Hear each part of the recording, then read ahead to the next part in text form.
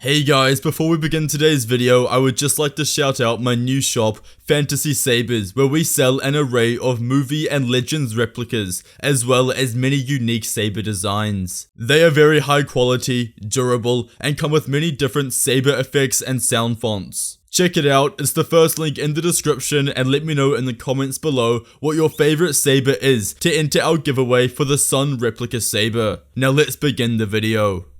Order 66 was the largest disaster to occur in the galaxy's history. It wiped out the entire Jedi Order and paved the way for the Sith Order to rise. But what if Order 66 only worked on half of the clones? Today's story begins at the beginning of the cloning process. Their construction was overseen by Count Dooku, who ensured that there were 150 contingency orders placed within the clones. In the original timeline, this resulted in all of the clones receiving Order 66 and turning against the Jedi. But in today's story, there was a genetic defect with half of the clones which came from a rare Kaminoan mistake, and the result, only half of the clones received these orders. Fast forward over a decade later, Anakin Skywalker has been manipulated by Palpatine to turn to the dark side. Together, they murder Mace Windu as Skywalker ascends to the title of Vader. Anakin is sent to the Jedi Temple along with the 501st Legion as Palpatine officially executes Order 66. As Captain Rex is off-world on Mandalore,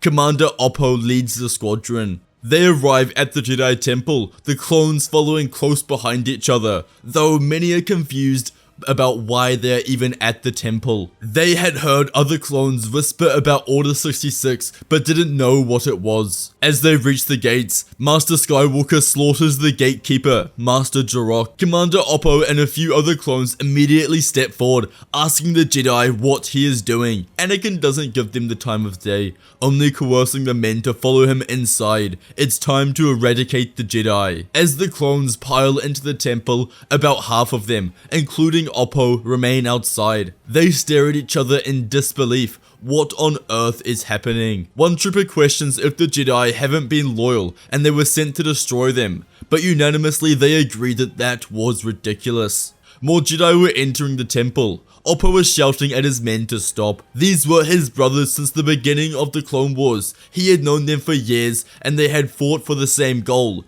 but within the blink of an eye, they turned on the Jedi.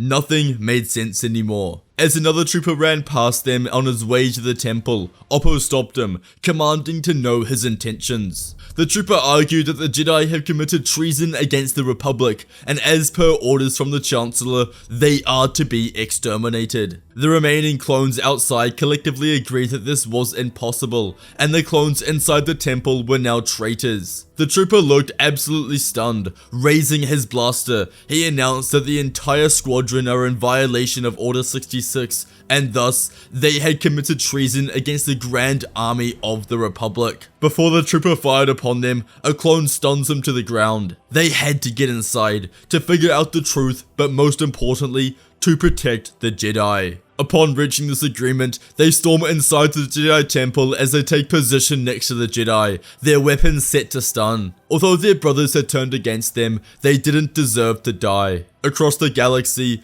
only half of the clones received Order 66. This would have a dire impact on the survival of some Jedi. As Cody received the order from Sidious, he commanded his men to fire on Kenobi, but the gunman inside the tank refused, logically explaining that that's their Jedi general. Cody would blast the trooper down and take control himself, sending Obi-Wan to the depths below just like he did in Revenge of the Sith. As Ki-Adi-Mundi steps forward towards the capital of Megiddo, the troopers receive the order to kill the Jedi. As some of the men raised their blasters, Commander Jet leaped forward, not understanding his men's intentions. The commander was blasted to the floor, but this gave Mundi enough time to evade some blaster fire and slice down the men attacking him. This had happened all across the galaxy. Hundreds of Jedi fell to the clones, and on every single planet, clones killed clones. There was no way around it. Half of the brothers had betrayed the Republic. On Ketanaboidia, Captain Jai Gala begins shooting at Plo Koon, but the clones' flankmen hadn't received the order, meaning they immediately flew into an offensive position and started shooting at Gala. When Plo realized what was happening, he turned his ship around to help his fellow clones as they destroyed the traitorous clone. Plo was safe. After their survival, Plo and Mundi would join Obi-Wan and Yoda in space as they discussed the massacre that is occurring across the galaxy. They each mentioned how not every clone had turned, making this plot even more confusing for them to understand. They sat down as they discussed what to do next. The future of the Republic and Jedi were at stake. Back at the Jedi Temple, clones were fighting each other. The temple had become the largest abomination as brothers slaughtered each other, showing no resentment for life. Commander Oppo's troops kept their blasters on stun as they mounted a full-scale defense. The Jedi were finding it confusing to figure out who and who wasn't on their side. Shakti coordinated with the troopers, creating parameters and ensuring that the Jedi were safe. But as Anakin marched forward, slicing down anyone who got in his path, but this didn't matter to him. If he saw any clone that presented any sort of resistance, regardless of their loyalty, he would murder them. The Chosen One was on a rampage, killing every Jedi in sight. After a quick duel with Shakti, she was murdered. He had already gone to the council chambers and murdered the younglings, though in this story, he had to fight past clones first to get through to the children. Nevertheless, they were slaughtered. Anakin began his descent deeper into the temple, where he would find more powerful Jedi prepared to fight for their lives. Anakin would reach the battle room, where Drellic leads the defense. He was the most senior Jedi inside the temple at this point. He was the battle master, having dedicated his life to the art of lightsaber combat and thus was an extremely proficient lightsaber wielder. This would be Anakin's largest task, but he reached this test with enthusiasm as he first struck down Padawans and Jeweled Knights, each posing a slightly larger challenge, but nothing compared to Anakin's power. As Anakin reached Drellic, their fight began. The Sith was filled with rage, his mind focusing on channeling his hatred into his fighting, but Drellic was serene and in the moment. As the Jedi Master, he had complete control over his emotions and knew that he would win if he was at peace with himself. As they fought, more Jedi got involved, causing Anakin to make his attacks more broad. He choked one Jedi in the air while slicing another's head from his body.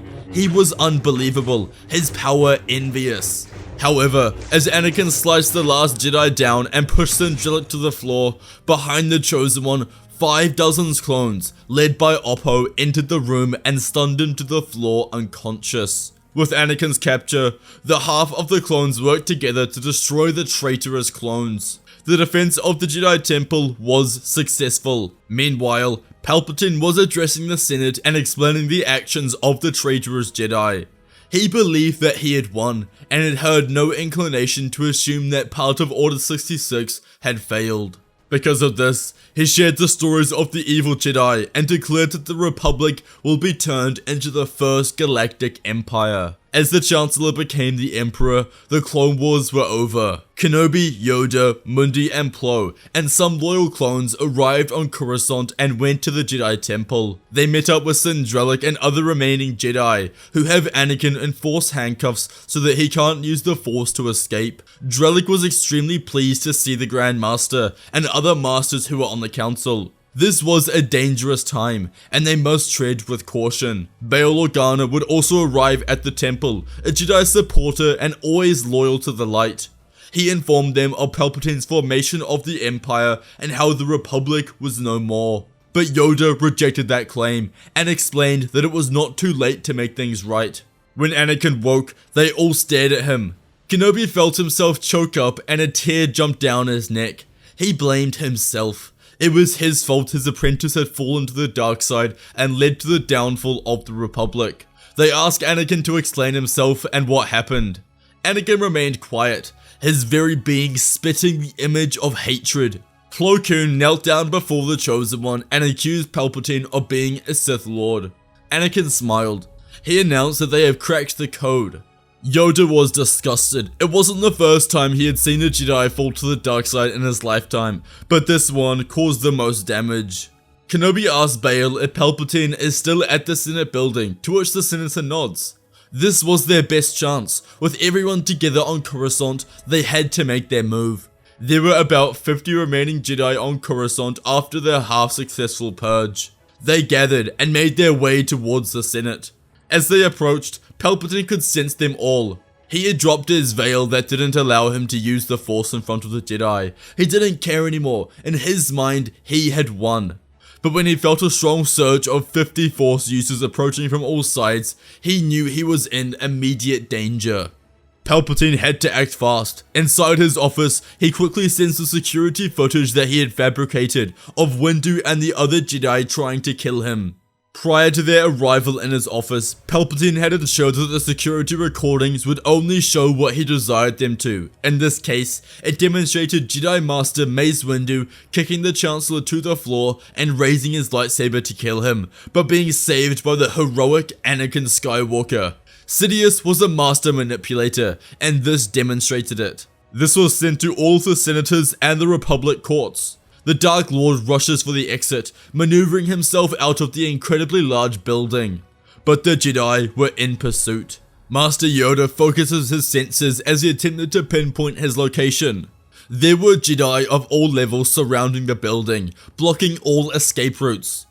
As Emperor Palpatine ran full speed towards the exit, he was encountered by 2 Jedi Knights whom he slashed to the floor in milliseconds, but in doing this act, his location was revealed to the Force. The Council moved with speed and efficiency, aiming to meet him halfway in the exit.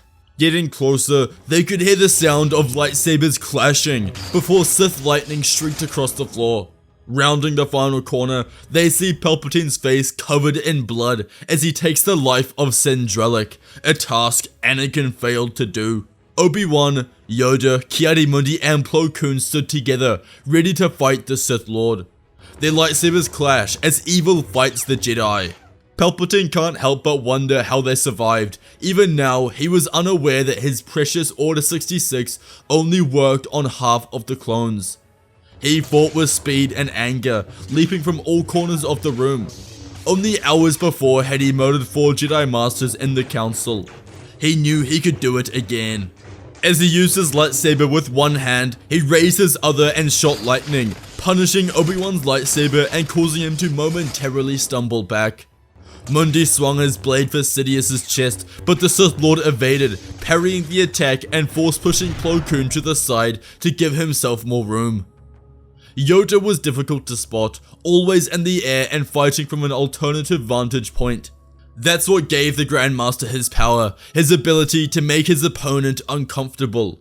Sidious needed to kill a Jedi quickly, and he prioritized his attacks on Ki-Adi, the weakest Jedi in the room. Swinging quickly and with terror, he stabbed into his enormous forehead before blasting his chest with lightning, killing the Master. The Jedi settled their emotions before re-engaging. They couldn't mourn his loss, not yet, not as the fight raged on.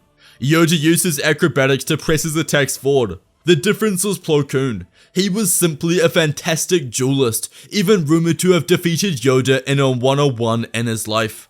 One of the few people to ever do this. As Palpatine fought Plo, he wondered in his head how powerful of a Sith he could have made. In the end, Sidious couldn't fight off the combined strength of the Council. As all 3 of them used offense at the same time, Sidious simply couldn't defend 3 blades with only 1 saber, and he was hit in the knee and shoulder, causing him to drop to the floor before Yoda showed no remorse and stabbed him through the chest, killing him. The aftermath of this battle would be very dirty. The remaining Jedi would be summoned to the Senate where a trial was held. The news of Palpatine's death spread like wildfire, but it would be Yoda's job, alongside supporting senators such as Bail Organa, Padme Amidala, and Mon Mothma, to prove that the Jedi were innocent. Padme had just learnt of her husband's treachery, but she had to put that to the side for after the trial. Some senators were calling for the death of the Jedi, clearly insinuating that they had betrayed the Republic. The video of Windu and the other Jedi entering and attempting to kill Palpatine was used as evidence to display their treachery. But the Jedi fought against their video, clearly pointing out the flaws. They asked where Kit Fisto, Agen Kola, and Saesee Tiin were at the end, to which the opposition responded that the clones killed them whilst protecting the Chancellor. The claim was thwarted when the bodies of the Jedi were brought before the Senate, clearly displaying lightsaber wounds instead of gunfire. In addition, no clone bodies were found near the scene, It was simply the fact that Palpatine, the man who had pretended to lead the Republic for the last decade, was secretly a Sith Lord. As Padme and Bail shared all of this evidence, they swayed some of the senators. But not everyone was convinced. Many believed that regardless of Palpatine's actions, the Jedi still attacked the Chancellor, and the Jedi weren't doing enough to protect the Republic. The discontent towards the Order had surmounted, and it was clear that the people wanted change. The outcome of the trial resulted in the Jedi being kicked off Coruscant and out of the newly restored Republic. They would have to venture elsewhere and not interfere in Republic affairs again. This was not the outcome that they desired, but Kenobi and Yoda approached this with a positive outlook. They traveled to Tython, the birthplace of the Jedi, where they would start anew at one of the first ever Jedi temples. There were not many Jedi left. Those who had survived Order 66 around the galaxy eventually returned to Coruscant, placing the total population of the Jedi at 100 members. It would be an extremely difficult road ahead. However, being away from politics and the Senate would allow the Jedi to rediscover who they are, beings who follow the will of the Force and not power. This would give themselves the opportunity to return to ensuring true peace. Anakin Skywalker was brought with them to Tython. This was one of their main requests at the trial, that they be given the jurisdiction to imprison the Chosen One. They knew how much his power threatened the balance of the world, and it was imperative that they were the ones to ensure that he remained in a cell for the rest of his life. As for Padme, she would give birth to Luke and Leia and survive, but she would never be whole again. She said her goodbyes to Anakin before he was sent to Tython. It was clear to her that she had to move on. Her husband had become a murderer and killed children, committing nature's largest abomination. For now, she would focus on being a mother and helping the newly elected Chancellor, Bail Organa, in restoring the Republic to its former glory. The children would grow into powerful and respected individuals, and she couldn't be happier. After learning what had happened with Order 66 and the terrible plan that Palpatine had for them, Bail Organa believed that he would turn it into a positive for the Republic. He traveled to Kamino, where they worked together to reconstruct the clones. He loved their loyalty and effectiveness. With funds provided from the Republic, they built a new army to replace the Jedi that could help protect the galaxy, whilst keeping the half of the clones that didn't betray them. It was their hard work and sacrificing their brothers that allowed the Republic to win. And now, the Republic entered a new era of peace and stability, free from the clutches of the Sith, but also the Jedi, who fought to rediscover balance and the way of the Force. If you enjoyed today's video, you must watch What If Anakin Stopped During Order 66 and What If Anakin Was a Sith Acolyte. Please check out our membership page if you would like to support the channel. It really helps us out. Thank you all for watching, and may the Force be with you.